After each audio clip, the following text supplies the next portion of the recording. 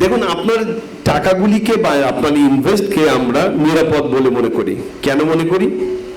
ব্যক্তি হিসেবে বা দলগতভাবে আমরা একটা টিম কাজ করছি, শুধু কি এই জন্য?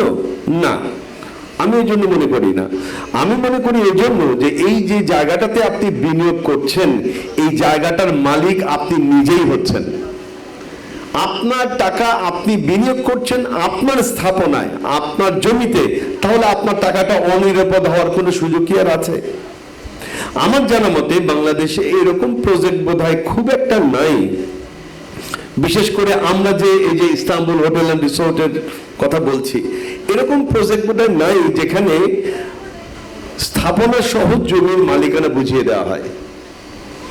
ম্যাক্সিমাম জায়গা থেকে শেয়ার হোল্ডার বানানো হয়। সেই শেয়ার হোল্ডারের এগেইনস্টে আপনি কি পাচ্ছেন? একটি মানি রিসিপ্ট পাচ্ছেন, সাথে একটি শেয়ার সার্টিফিকেট পাচ্ছেন। কিন্তু ইস্তাম্বুল হোটেল রিসোর্টে আপনি শেয়ার হোল্ডার যখনই হচ্ছেন, সাথে সাথে আপনি এগুলি তো পাবেনই, সাথে সাথে যখন আমরা হ্যান্ডওভারে যাচ্ছি তখন জমির মালিকানা সহ স্থাপনার মালিকানাও আমরা আপনাকে বুঝিয়ে দিচ্ছি।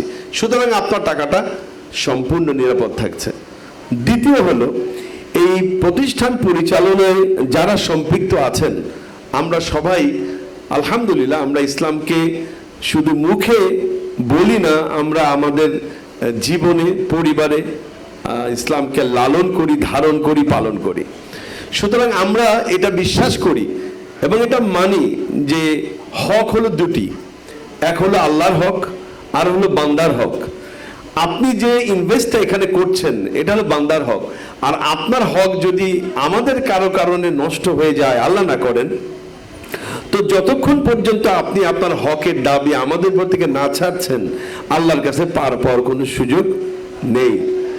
এই অনুভূতি যখন আমাদের ভিতরে আছে, সুতরাং আমরা বিশ্বাস করি যে ইনশাআল্লাহ তাআলা আপনার প্রতিটি